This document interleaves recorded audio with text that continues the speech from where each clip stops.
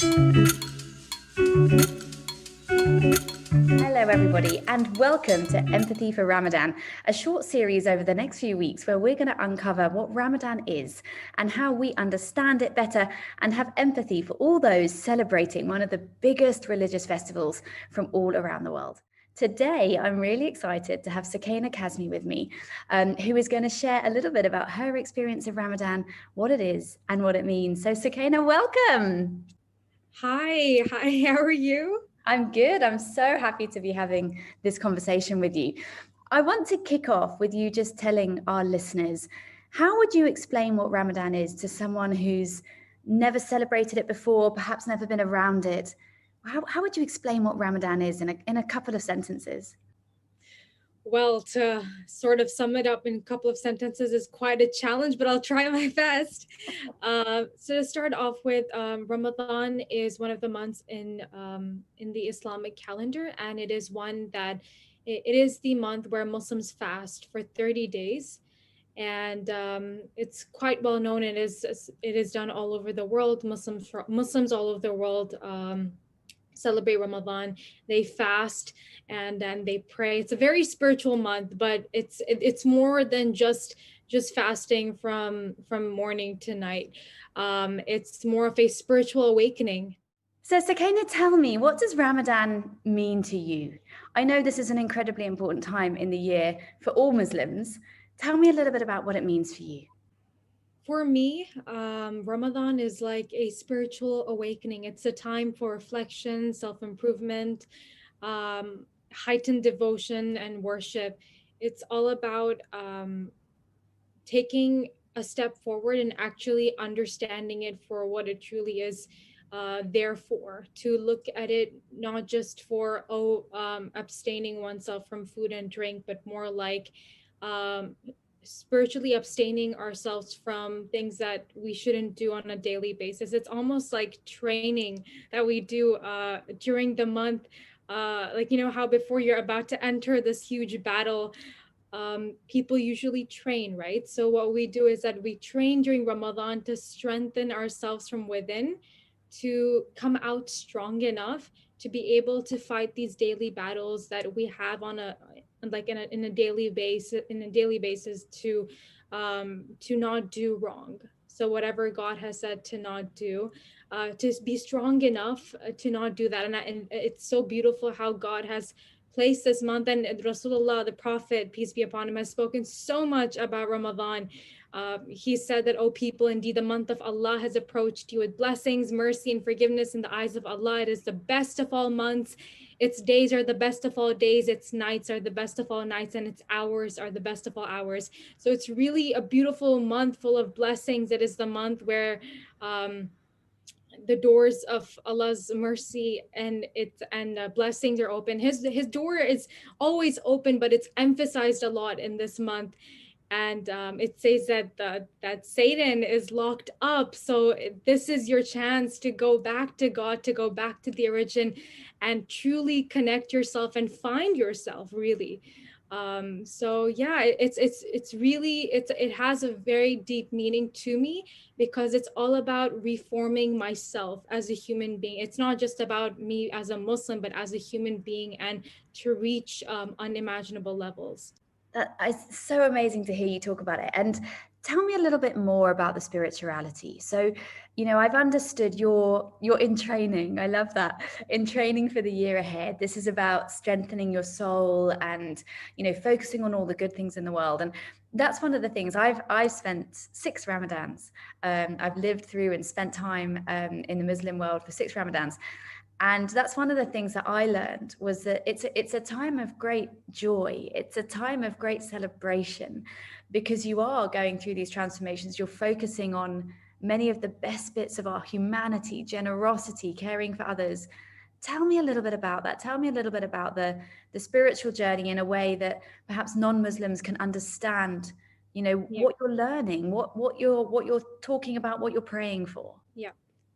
So about the spiritual bit, it's fasting in the month of Ramadan is not a sort of you could say like, oh my God, I have to do it because it's there in the books or whatever the case may be. But more of a, as I mentioned before, spiritual awakening. Spirituality is very deeply connected to this month, and it has a very positive purpose to it. And there are different types of healings that happen that I'll discuss. There's the the general healing, there's the social healing, there's a spiritual healing to it. And so, for example, when it comes to social healing, it really allows us to connect with those who live in unfortunate circumstances. For those who can't afford to, some people can't even afford 3 meals a day, to really get down to that level and be and empathize. I feel like this month is all about empathy, and I'm sure you love that. You're all about empathy too. But and that's the beauty of it. It really allows us to step in the shoes of someone else and be like, I'm here for you, I understand you, and we're in this together. And that's why it's such a beautiful month, because there is no rich or poor. Everyone, if you notice, even in the mosque and the or the places, like for example, when we call people over to eat, and even for, like you had mentioned, like the generosity in this month is so, you see it everywhere. People are calling each other to their homes and the mosques and everything. And it is so highly recommended by the Prophet Sallallahu Alaihi Wasallam, so much to the point that he's mentioned that these little things that look little to us, like, oh, if you just give someone water or someone a date, it's nothing, right? It's just a glass of water a day. But it's, in the eyes of God, in the eyes of Rasulullah, it's such a big deal. And the outcomes of it, that the rewards of it's so great. So going back to social healing, it allows us to go and empathize with these people, to be, when you go to the mosques and they're setting up the where you break your fast, where you open your fast, you see that there's no label that, oh, rich people sit here and poor people sit here, or middle class sit here. No, you will see rich and the poor and the middle class, and a person from this nationality and that nationality, and this race, that race. Everyone, they're sitting together. There's no discussion that I'm from here and you're from there, and this is my status and that's your status. And that is the beauty of it, because it reminds us that we all are one, and we all are the creations of God. And it focuses so much on love and empathy between people. And that is what brings the spirit of Ramadan. It's not just about abstaining from food and water, but to to um to bring alive the spirit that we all have within us, that isn't brought up. I mean, we do bring this, the people are generous throughout the year, people do give charities, people do connect with other people, but you see it a lot more in Ramadan. And it's these little reminders that we get within this month, that actually we're supposed to take with us the next 11 months again. So the whole point of Ramadan, like I said, it's all about training our soul to make it strong enough, and to train ourselves, to give ourselves these little advices here and there, to be able to keep this going in the coming months. So it's really a beautiful journey. So that is social healing. And then it comes to, so when a person begins fasting, obviously, because the body, now this is more of the physical health, because the body is removing the toxins. And a lot of people, even non-Muslims, fast because it's really good for health. I'm sure you know this. Hmm. I mean, in Dr. Joel Furman, in Fasting and Eating for Health, he notes that fasting has been repeatedly observed to alleviate neurosis, anxiety, and depression. So there are a lot of health benefits to it. And obviously, when a person begins fasting from day two, when, as like, when night comes, there are side effects to it, but that's normal, because the body is cleansing, like the toxins are eliminating from the body. So that's normal. And that's why they say that whenever that starts, whenever you're fasting, like in the first few days of Ramadan, you do feel a little bit of like, you feel like fatigue and a little bit of headache maybe here and there, which is normal. But then as the day goes and your body is cleaning itself from the inside, you become more stronger. So it's not just it's not just about the social healing and the spiritual healing, but also physical healing that plays a huge role too. So, for people that don't know exactly how this works, you're fasting in daylight hours. So Yeah. the sun then sets in the Yeah. evening, Yeah. and then you break your fast, and that is also quite an emotional, collaborative human experience. Tell us a little bit about what happens when you break the fast. Yeah. So when we break we hear the adhan, right? And it's beautiful because azan, it's a calling. It's a calling, and it brings together everyone. Like I mentioned before, it brings together everyone, and that's the beauty of it. And it's there are two types of ways to look at it. There are people, for example, who fast and they're like looking at the time and they're like, okay, when is this going to get over? I'm tired of this and that. You know how they say there's perspective plays a huge role in our lives. The way we look at things really shapes our understanding and thinking. So if I were to, for example, look at fasting as, oh my God, I have to like fast for this and that. But if I were to look at it in a way that, oh my God, this is literally a way for me to physically get better, spiritually get better, to be able to connect with people more. So if I were to look at it from that perspective, and when I'm opening my fast, I'm like, this is a beautiful moment for me because I'm able to connect with those around me, people who come from different parts of the world, and but people who we have this connection together, and that's what brings us together. So it's a very beautiful feeling of unity. And yeah, yeah. It's such a beautiful idea. And I know here in the Middle East, we call that breaking of the fast iftar.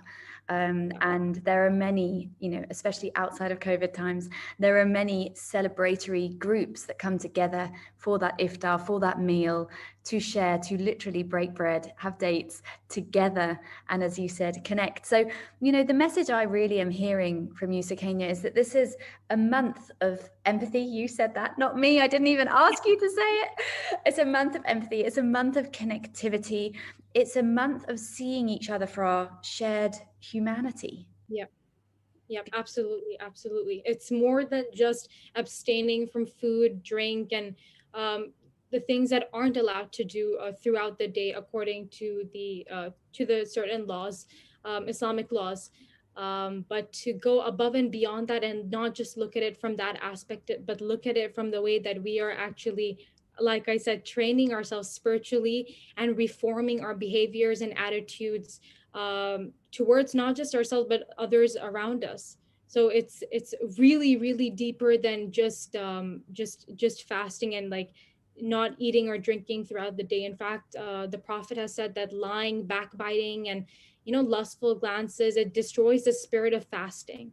So it's like these, because it's these little things that God, the Rasulullah is telling us to be careful throughout. Like it's not something that will break the fast. Like it will not be like, oh, the fast is broken, but more like it allows us to keep track of our senses, our five senses. So like, am I looking at the right things? How am I using my mouth? Am I saying the right things? How am I using my hands? So it really keeps us active. Like it keeps us very vigilant of how we're going about throughout the day. And like I said, this makes us stronger. The more we self-reflect, it's called muhasaba. The more like muhasaba nafs, to self-reflect within ourselves and keep ourselves vigilant that, okay, what am I doing? How am I going about throughout the day? That is going to make us much more stronger as we come out of Ramadan and ease into the next month.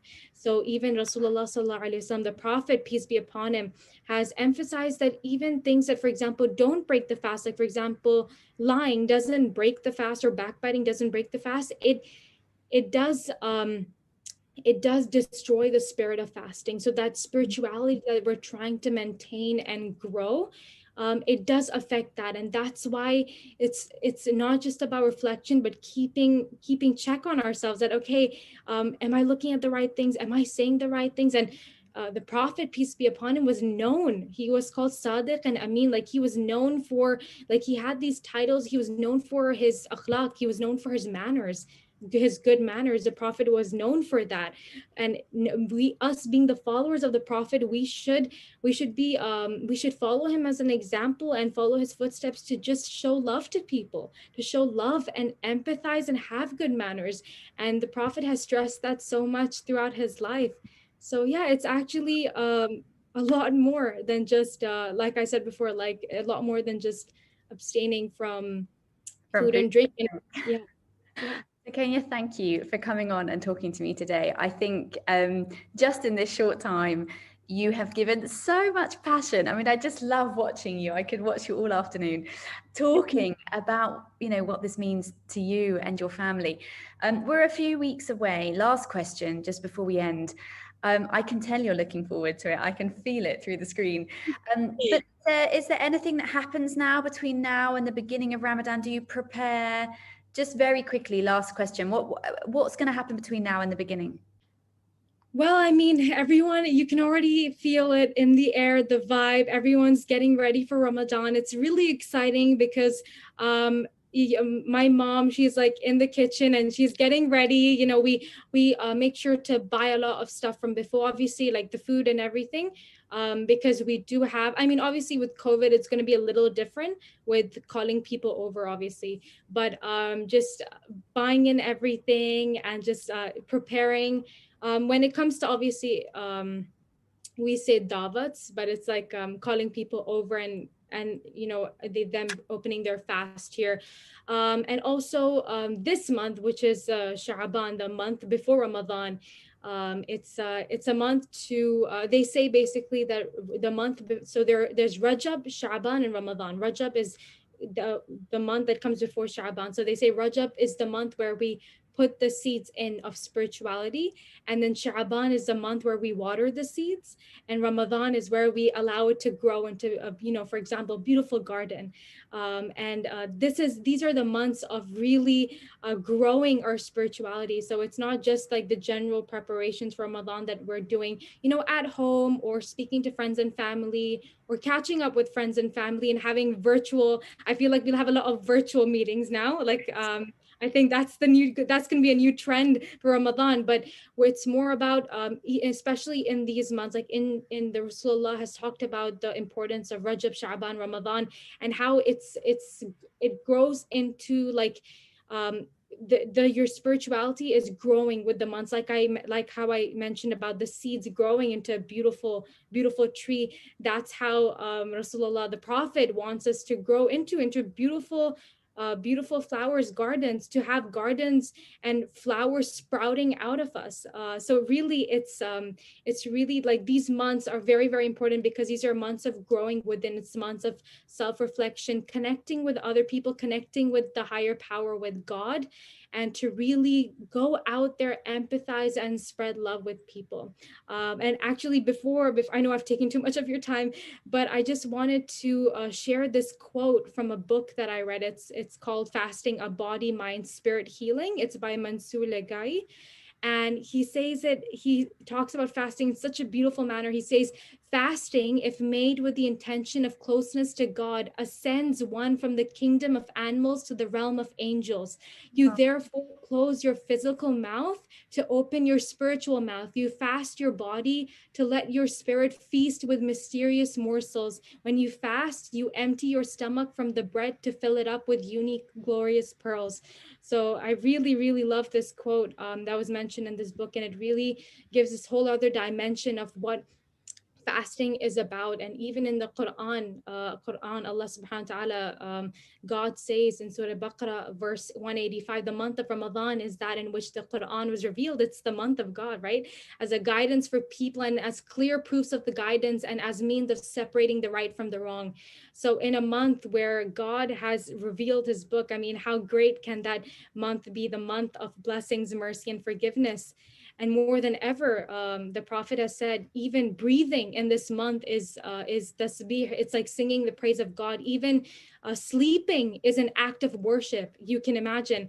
It's so beautiful, the entire concept. That that's why in one of his speeches, Rasulullah says, ask your Lord with sincere intention and pure hearts to help you in fasting during this month and reciting this book.